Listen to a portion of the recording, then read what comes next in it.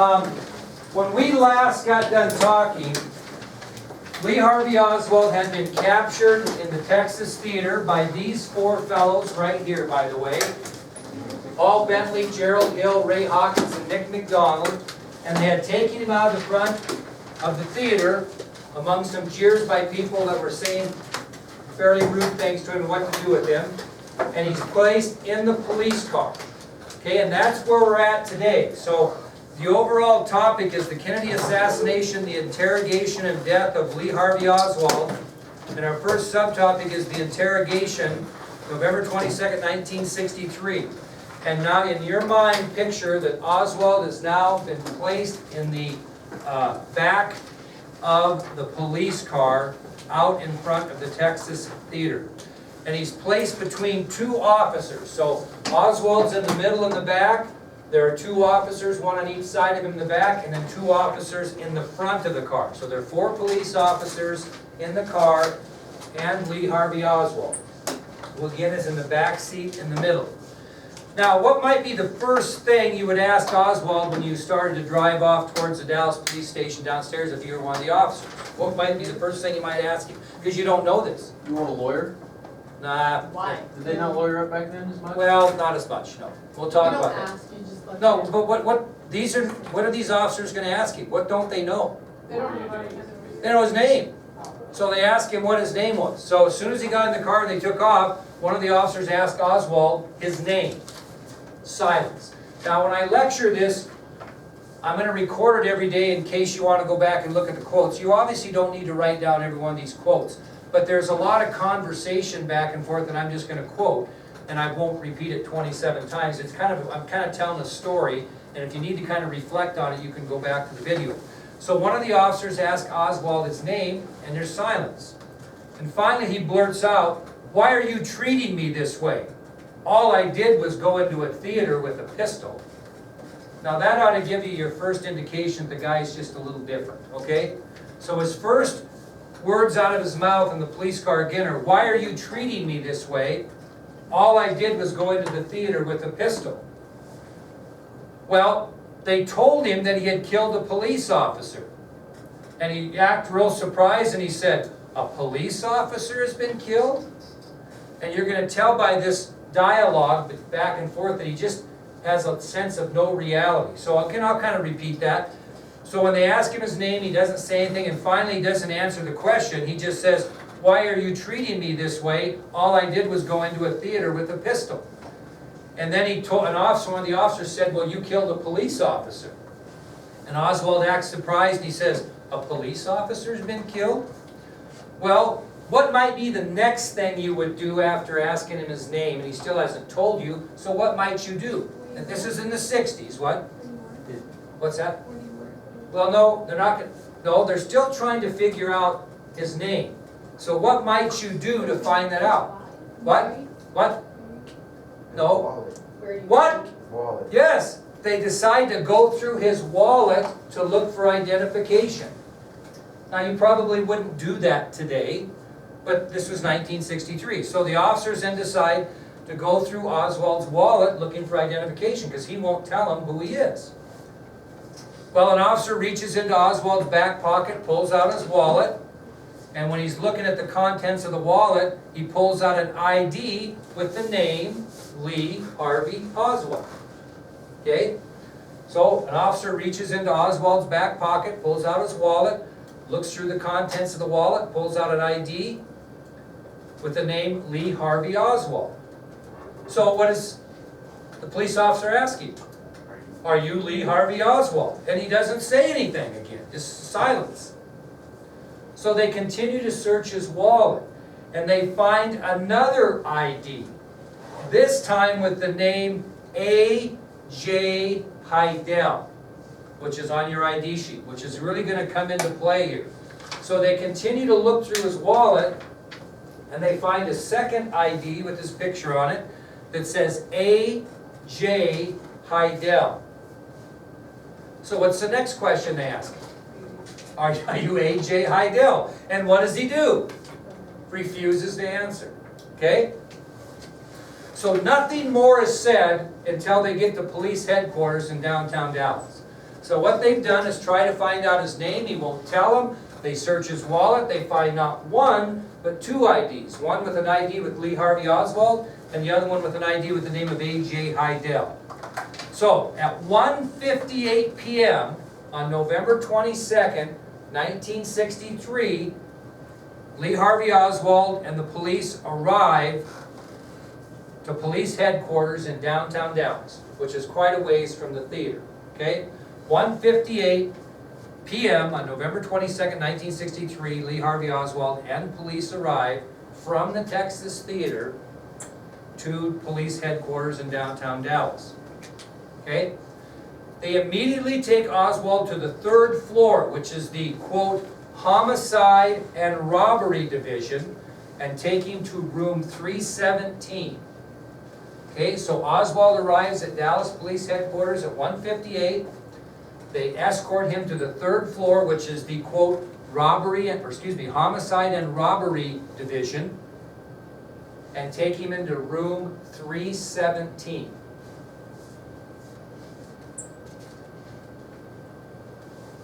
Homicide and what? What's that? Homicide and robbery.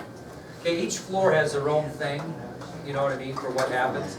And third floor is homicide and robbery. Okay, 16 days off, you might have a little cramp in your hands already, but perfect. I have no cramp in my mouth, so we'll continue to go. Now, they put him in a small holding room, which is a room that he sets until somebody comes in to interrogate him. And they have his arms handcuffed behind his back. Okay? So he's placed in a small holding room, is what they called it, with his arms handcuffed behind his back.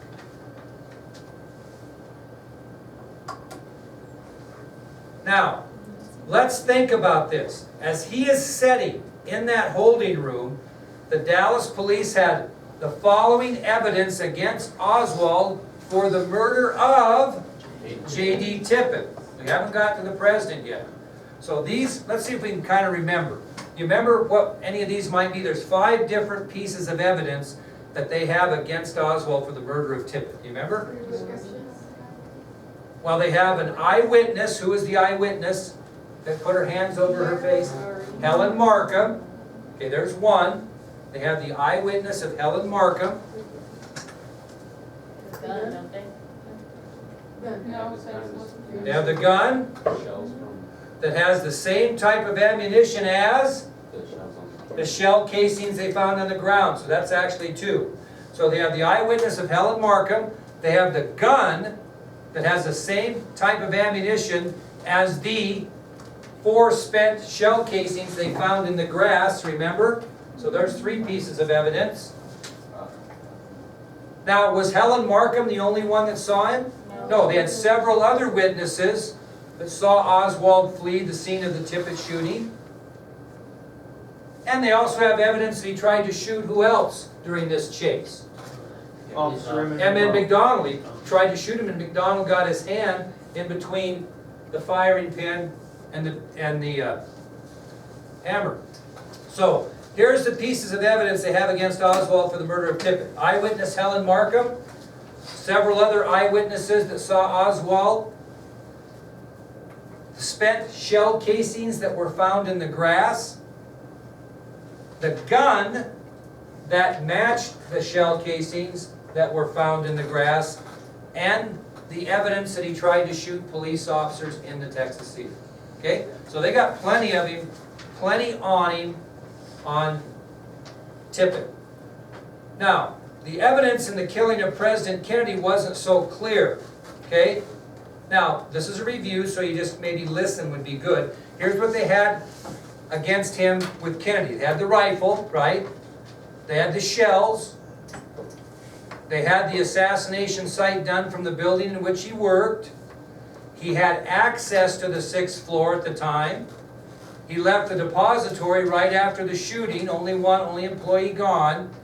And they had an eyewitness, Howard Brennan, who said he saw Oswald shooting from the 6th floor. But they didn't have any forensic evidence. What kind of evidence did they have? Circumstantial evidence. No forensic evidence, okay? So that's a problem that we're going to have to deal with. Okay? So, This is where, remember Captain Will Fritz? We talked about him. This is where he comes in, and he's the man that's going to interrogate Oswald. He's the guy that showed up at the depository, remember, right after the assassination, and was called up there and saw the gun and saw the spent shell casings and stuff. Okay, he was the captain of the Dallas Police. Well, he's the man that's going to interrogate Oswald. Now, Fritz was a widely respected law enforcement officer. He had headed up every homicide in Dallas for the last 30 years. So he was a very experienced interrogator. He's the guy they needed in there. He was calm, widely respected, good investigator, good interrogator, good experience. If anyone is going to get a confession out of Oswald, it's going to be Fritz. And why are they going to need a confession? Circumstantial. Because they have all circumstantial evidence. They have no forensic evidence. It's all, well, we'll get into that. That's going to be Fritz's job. But a confession would be easy, wouldn't it? Because it's going to be difficult to tie him into Kennedy without a hell of a lot of work. Now, let's think about this. Fritz, where did Fritz come from? He came back to the holding room in police headquarters. Where was he before that? The school book depository. He was at the school book depository. And he had seen the following. This is kind of review. He had seen the following when he was there. He saw the sniper's nest. He saw the rifle. He knew the name of the missing employee. But had he ever seen Oswald? No, he just knew his name. So when Fritz gets back to interrogate Oswald, he's seen the sniper's nest. He's seen the rifle used in the assassination, and he knows the name of the missing employee. But he has not ever seen Oswald. He just knows his name. Okay, now, this is kind of interesting because when Fritz gets back, he hasn't realized that Oswald's been caught. Okay, when he got back at first, he doesn't know he's in the holding room. So, he decides to get a search warrant to search an address in Irving, Texas, okay, which is on your ID sheet. So keep in mind in your thought process that Fritz gets back from the Texas School Depository, but he does not know that Oswald is there. So he gets a search warrant to search a home in Irving, Texas, which is a suburb. It used to be where the old Cowboys Stadium was before they built the new one, if that interests you at all. Okay? Now, why would he want to search a place in Irving? Well, he doesn't know that. You're close. He doesn't know that. He doesn't know much about Oswald. So where would he find an address for Oswald? At his work. So while Fritz was there, he got the application for employment when Oswald applied for the job at the Texas School Book Depository, and it had an Irving address. Okay? Now we'll get into all why that makes sense in a minute. So, actually it worked like this. Fritz got the address, and because he was a captain, he told 2 police officers to get him a search warrant for that address. Okay? So picture this in your mind. Well, when the officers went to get the search warrant, they realized that he was looking for Lee Harvey Oswald because he knew that Lee Harvey Oswald had ties to that address. The police officer went to the search warrant. So when he told him to go get the search warrant and he looked at the address and did a little bit of research, he finally said to Captain Fritz, "Well, Captain, you don't have to go out to Irving and get him because there he sits," and he pointed over to the holding room. Okay? Now, the whole story behind this Irving thing, and I told you part of it, is Marina Oswald and Lee Oswald were not getting along. And so they separated, sort of. And he lived in that boarding house that he went to, and she lived with Mrs. Ruth Payne, which we'll get to, in Irving. Well, when he filled out the application form, he put that address, okay, in Irving. So that's why all this thing went into motion, and that's why Fritz sent for the search warrant to look for Oswald. The police officer said, "Well, you don't have to go to Irving, he's right there, sitting there ready for him." So what does Fritz do? He joins in there and begins to interrogate him, okay? Very calm voice. And again, this will be some dialogue, you decide what you want to write down. Fritz goes in, introduces himself, very calm voice, and he says, "What's your name?" Oswald's response, "You know my name. You've got it in the papers." Fritz says in a calm voice, "Well, why don't you tell us yourself, just for the record?" And Oswald says, "Lee Harvey Oswald. My name is Lee Harvey Oswald." So that's the first time that he really tells anybody what his name is officially. Okay? So again, Fritz walks into the interrogation and he says, "Why don't you tell me your name?" He says, "You know my name, you've got it in the papers." And Fritz says in return, "Well, why don't you tell us yourself for the record?" And finally Oswald says, "Lee Harvey Oswald, my name is Lee Harvey Oswald." Well, what does Fritz ask him about then after that? What about the other ID? Okay? What about this other ID, A.J. Heidel? He asked him if that was an alias. Oswald responded to Fritz by saying, "Yeah, it was something he picked up in New Orleans," which will make sense later. Okay? So what does Oswald do after that? He complains about how the handcuffs are so tight behind his back. So what does Fritz do? Because he's trying to interrogate the guy and develop a relationship. He takes him off and allows him to be handcuffed in the front. Okay? Feeling of good gesture. Because Fritz thought if he treated Oswald like a human being, he would open up and he might get some good information, maybe even a confession. So Fritz is a very good interrogator. Okay? So Oswald complains after giving him his name and asking about the alias. He says, "Man, these handcuffs are tight." Well, let's unhook him and put him in the front. Well, the conversation was going really well. Oswald at this point was pretty relaxed and calm. He was responding to Fritz's questioning pretty well.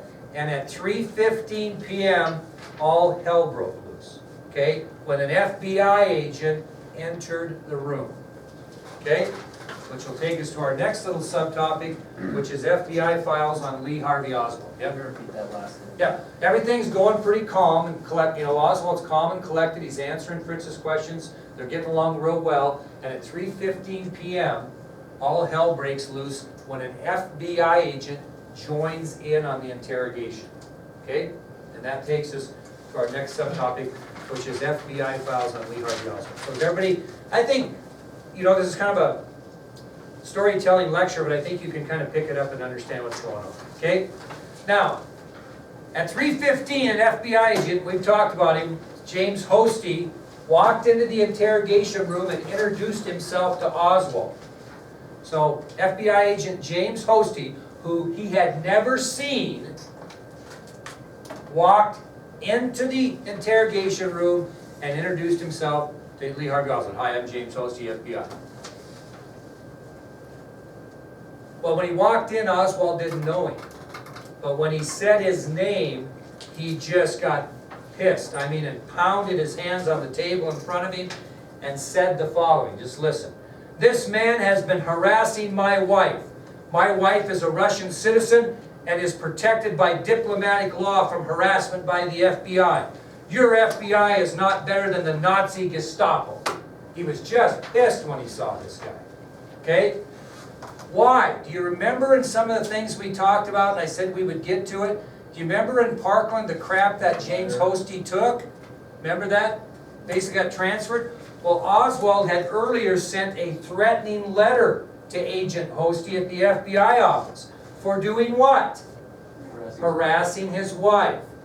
Okay? And as soon as he heard the name Hosty, he was pissed. And they kind of lost the entire environment, so to speak. Now, Captain Fritz is going, you know, kind of shaking his head, and he's shocked because he doesn't know that Oswald had any connections to Russia at that time. Didn't know anything about him. He was trying to figure that out. So for the first time now, Captain Fritz knows that Oswald has some ties with Russia because he married a Russian woman. Okay? He doesn't know he even was in Russia yet. Okay? But he has ties with Russia if he married a Russian woman.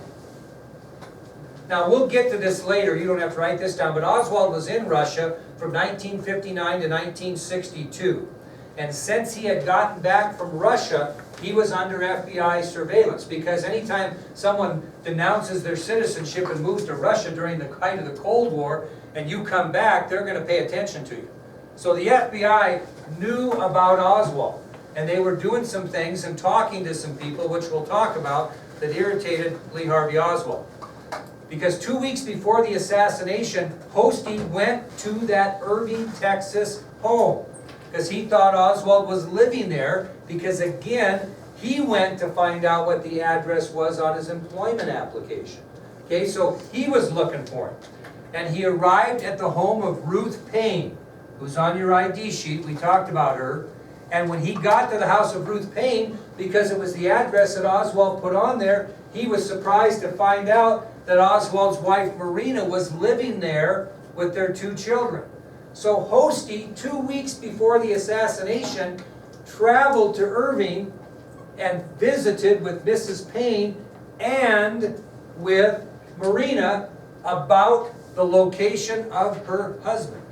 Now, how did Mrs. Payne ever get Marina with her? Just give you a little side story. Mrs. Payne was also separated from her husband, Michael Payne. And then when they were together, Mrs. Payne was interested in learning the Russian language because she thought you should know how to speak the language of your enemy. And so they met Lee Harvey Oswald and Marina at a get-together with other couples because they were all learning Russian. And she befriended Marina. She liked her, felt sorry for her, thought Lee was abusive. When they separated, Mrs. Payne offered Marina the opportunity to come and live with her while her husband lived in the boarding house. Okay?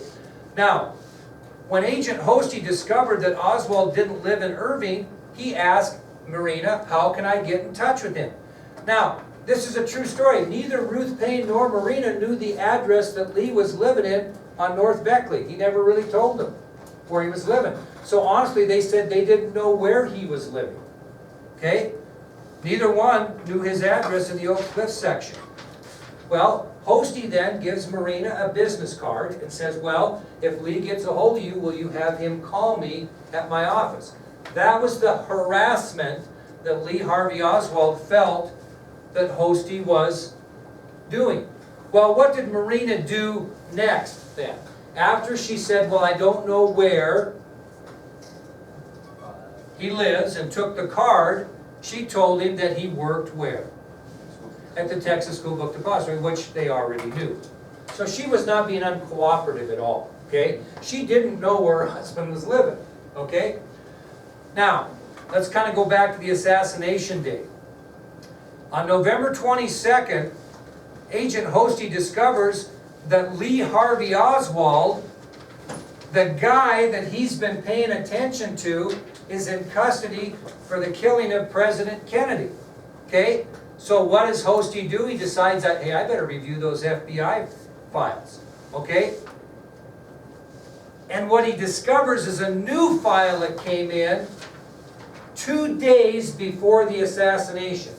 Because they were doing surveillance on Oswald this whole time. So I'll repeat that again because this is a little confusing. On November 22nd, when Hosty discovers that Lee Harvey Oswald is in custody for the possible assassination of President Kennedy, he says, oh my God, I better review these files. Well, when he goes through Lee Harvey Oswald's file in the FBI office here in Dallas, he finds a new file. And in that file is a letter that Oswald had written to the Soviet embassy. Okay, the Soviet embassy. Now, where is the Soviet embassy? In the United States, right? Okay. So Oswald had written a letter to the Soviet embassy that Hosty found in the file the day of the assassination, which came in 2 days prior to the assassination. Well, in this letter that Oswald, he read the letter, and in the letter Oswald mentioned he had been to Mexico City in late September of that year. Okay, September, October, November, okay, before the assassination. So in the letter, it stated to the Soviet embassy that was in the United States that he had been to Mexico City in late September and early October. And he visited in Mexico City both the Cuban and the Soviet embassies there. So Oswald went to Mexico City in late September, early October, just before the assassination, And when he got to Mexico City, he went to the Cuban embassy and visited, and he went to the Russian embassy and visited. Now this is all true, this is not conjecture. Okay, in addition, that letter said that he had visited with Valerie Kostakov, which is on your ID sheet. Valerie Kostakov. In the letter, Oswald told the people that he wrote to at the Soviet embassy in the United States that he had visited with Valerie Kostakov. Anybody know who he is? I thought that was a chick. He was in charge, listen to this, he was the Russian in charge of all political assassinations in the Western Hemisphere. Anyone that Russia was going to assassinate, that guy was the guy that set him up. And Oswald actually talked to this guy, according to the letter, when he was in Mexico City. So Oswald made contact and talked with the guy that was the Russian in charge of Russian political assassinations in the Western Hemisphere. Now, would that get your antennas up if you were Hosty?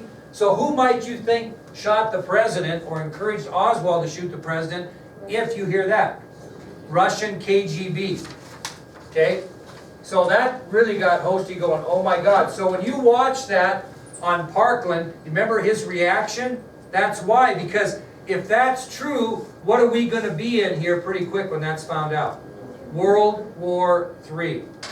So, this is the reason, going back, that Agent Hosty went to the Dallas Police Headquarters and wanted to talk to Lee Harvey Oswald. Because what did he want to ask Lee Harvey Oswald? Have you ever been to Mexico City? He wants to see if it's true. Okay? So, Hosty wants to interview Oswald to see if he is part of a Soviet-Cuban plot to kill the president. He wants to see if he indeed ever went to Mexico City. Right? Does that make sense? Did he really visit this guy, or is the guy so full of crap that you can't believe anything he says because he's a little eccentric, right? So we don't know for sure because it said in the letter that he wrote to the embassy that he said, I went to the embassy and I did this. And he sent that letter to the Soviet embassy in the United States. And he said in that letter, he told those people that he went to the Soviet embassy in Mexico City and the Cuban embassy. And he met this guy. This is what Oswald's writing. Okay? So Hosty's got to figure out if the guy's telling the truth or not. Because if he is, we might have a major problem. So backing up, Captain Fritz tried to calm Oswald down because he's upset. And Hosty backs off because he doesn't want to step on Fritz's toes. And he'll tell Captain Fritz why he's there later. I just told you why he was there. But Fritz has no idea what the hell the guy's doing there. Matter of fact, he's not real happy the guy's there and has screwed up his interrogation. But Hosty was so paranoid and so fearful that this was true, what he had found out in this file, that he had to get to that interrogation and find out. Okay? So that takes us to the next subtopic, which is the interrogation continues. Okay? I just wanted you to have the FBI story on that.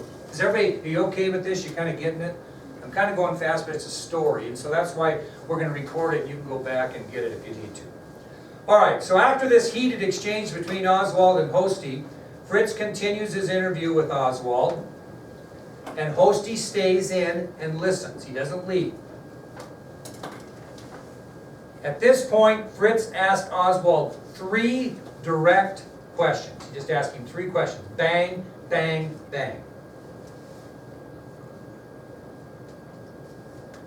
First question he asked Oswald, do you work in the school book depository? Second question, do you have access to all rooms in the depository? And the third question, why did you leave the depository? I'll repeat that. So Fritz, after getting Oswald settled down, after his exchange with Hosty, says to Oswald, 1, do you work in the school book depository? 2, do you have access to all rooms in the depository? And 3, why did you leave the depository? Okay, let's answer the questions for him. What did he answer to question 1? Yes. Yes. What did he answer to question 2? Yes. And what do you think his answer was for number 3? Why did you leave the depository? Fine. No, he actually gave an answer. Good one. But close. His wife. He didn't think there would be any more work at the depository after the assassination, so he left. Okay, that was his explanation. So, do you work in the school book depository? Yes. Do you have access to all rooms in the depository? Yes. Why did you leave the depository? Well, I didn't think there'd be any more work at the depository after the assassination. What would be the next question you ask him, Hadley, if you were Fritz? When he says, why did you leave the depository, and you said, well, I didn't think there'd be any more work at the depository after the assassination, what would be the next question to ask him? Come on. Where did you go after you left work? Where'd you go? He stated, he told Fritz he went to his boarding house to change clothes, get his gun, and go to the movies. That's what he told me. Well, where'd you go, Lee, after you left the Texas School Book Depository after the assassination? Well, I went to my boarding house to change clothes, went to get my gun, and went to see the movies. Went to the movies. What will be your next question, Hadley? You'd ask him. Why would you take a gun to the movies? And you know what his answer was? Because I felt like it. That was his answer. Can you imagine this? I mean, if you're sitting here listening, can you imagine? So, again, Fritz says, where'd you go after you left the assassination scene? Oh, I went to the boarding house, picked up my pistol, and went to the movies. Well, why would you take your pistol to the movies, Lee? Because I felt like it. Well, Oswald admitted to pulling his pistol at the theater. He stated it was wrong. And he said, you know, I was clocked for doing it, and I deserved what I got. That's what he told Fritz. He said, yeah, I pulled my pistol out at the theater. It was wrong, I shouldn't have done it, and boy, did I get clocked for it, because remember Paul Bentley punched him in the head? But I deserved it. That's what he said. That's what he told Fritz. Well, he asked him 3 more questions, bang, bang, bang. Just listen, I'll repeat them. Did you bring a rifle to work? Do you own a rifle? Did you ever own a rifle? Okay, so Fritz asked him 3 more rapid fire questions. Did you bring a rifle to work? Did you own a rifle? Did you ever own a rifle? Well, with the 3rd question, what did he answer to the first 2? Had to answer no. Did you bring a rifle to work? No. Do you own a rifle? No. Did you ever own a rifle? No. So Fritz then asked him if he had ever received any firearms training. And he said he did. Where did he get it? In the Marine Corps. We'll get to that, but in the Marine Corps. So, he answers no to did you bring a rifle to work? Did you own a rifle? Did you ever own a rifle? And when Fritz asked him if he ever received any firearms training, he said he did. In the Marine Corps when he was there. So now the big question comes from Captain Fritz Burke. What is the big question he finally asked him? Lee, did you shoot the president? And Oswald answered, no, I emphatically deny that. So for the first time, after asking these questions and settling Hosty down and everything else, he finally says to Lee Oswald, Captain Fritz does, he says, Lee, did you shoot the president? And Oswald answered, no, I emphatically deny that. Then he said, did you shoot the officer in Oak Cliff? And Oswald answered, no, I deny that too. So, the big question comes from Captain Fritz. Lee, did you shoot the president? He answers, no, I emphatically deny that. Did you shoot the officer in Oak Cliff? Oswald answers, no, I deny that too. Finally, Agent Hosty couldn't take anymore. So he says with Oswald sitting there, because he doesn't know, he knows Oswald's going to be pissed if he asks him a question, he says to Captain Fritz, ask him if he's ever been to Mexico City. I mean, Hosty just sitting here waiting for the BS questions because he wants to know if this guy has ever been to Mexico City. So finally, he gets frustrated and says to Captain Fritz, ask him if he's ever been to Mexico City. Well, Fritz repeated the question to Oswald, who said, yeah, I've been to Mexico when I was in the Marine Corps. Well, Hostie's just getting more and more pissed. And Hostie clarifies, I mean Mexico City, not just Mexico. And Oswald's reply was, what makes you think I've been to Mexico City? I've never been there. Well, Hostie thinks he's lying because he's got this file that he wrote, Lee Harvey Oswald wrote a letter to the Soviet Embassy in the United States stating that he had been to the Soviet Embassy and the Cuban Embassy in Mexico City and even met this assassin. So Hostie's pretty convinced Oswald's lying, so he wants to push him a little farther. Well, he gets interrupted because a police officer walks in the room and tells Captain Fritz that the first lineup is ready. Okay, so before Hostie can push Oswald any farther on the Mexico City story, a police officer comes in and says, Captain Fritz, the first lineup's ready. Now, do you know what a lineup is? Okay, now I'll just explain it to you. Natalie Jeffries is going to be the person trying to identify this person, and she's standing probably about where she's sitting, or maybe about where that desk is. And they're going to bring in 4, 5, 6 people in here, and they're going to line them up, and the light's going to be so bright on their face that they're not going to be able to see Hadley sitting back there identifying. That's the idea behind it. Okay? Now, let's just talk about this a minute. So, they move Oswald to the lineup room, which is on the 3rd floor. And picture this in your mind. The 3rd floor is just covered with what? Just what kind of people? Cops.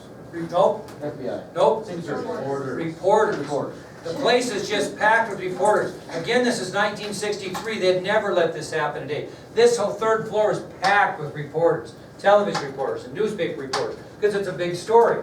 So during the movement of Oswald to the lineup room on the 3rd floor, the 3rd floor hallways are just full of hundreds of reporters.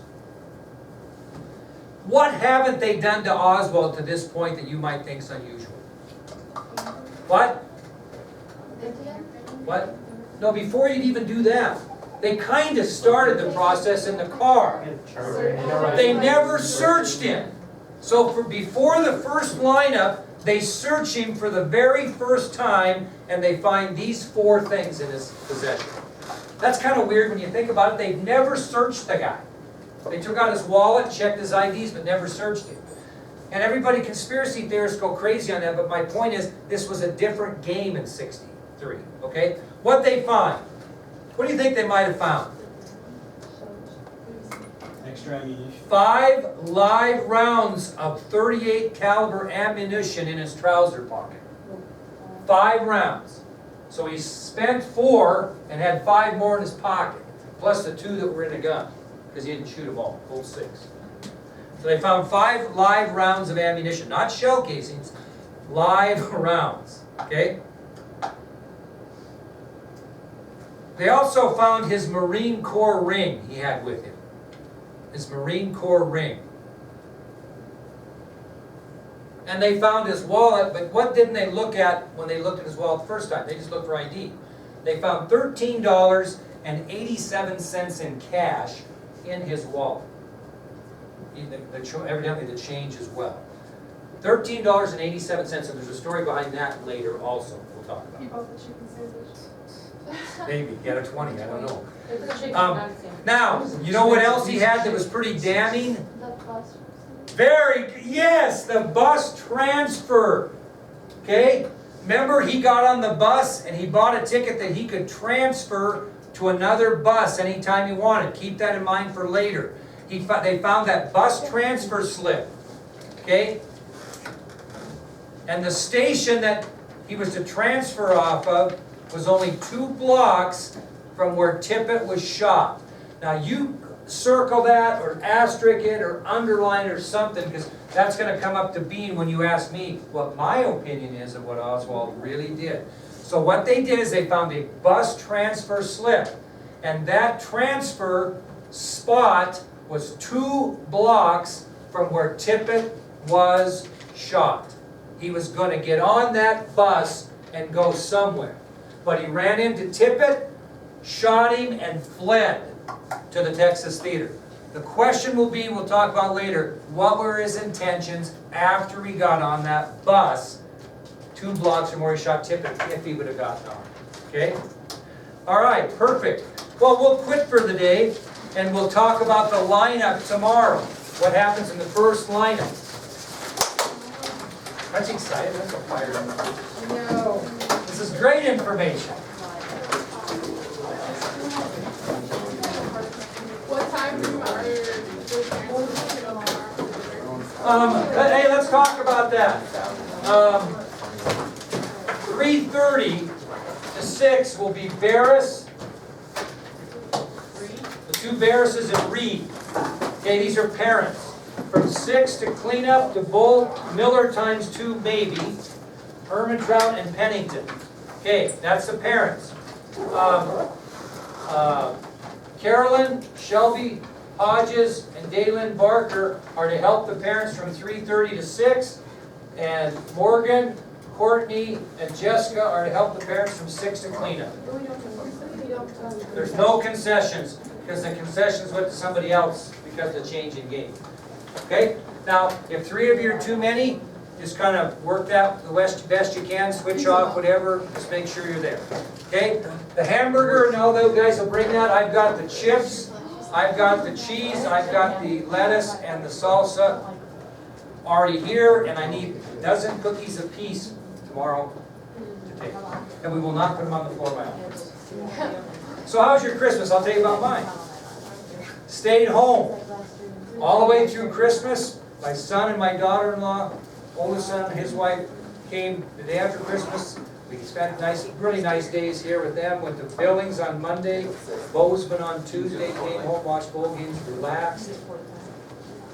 That's all I did is relax. Who do you got for the national championship? Ohio State or Oregon? I've been really bad in all my picks. I picked Alabama and Florida State. That's why I thought I'd win the first 2. Wrong on both of them. Yeah. I haven't got one NFL game right yet either. I thought the Lions would beat Dallas, and I really thought Cincinnati would beat. What do you have going to the Super Bowl? I think the New England Patriots are going to play the Green Bay Packers in the Super Bowl. What do you think? Well, listen, when we get to the Super Bowl, we'll have a little bet here for some stuff. So, hey, we don't have time now. Remind me tomorrow, first thing, we're going to make our predictions on the national championship. Okay. Okay, first thing. See you tomorrow. Great seeing you. Glad to be back. I'm a little. I'm sure they just myself. $3. You know you're old and you're thrilled to see the kids. Thrilled. Do we have a meeting? I texted her. Oh, I better shut this up. We get money for over the hair.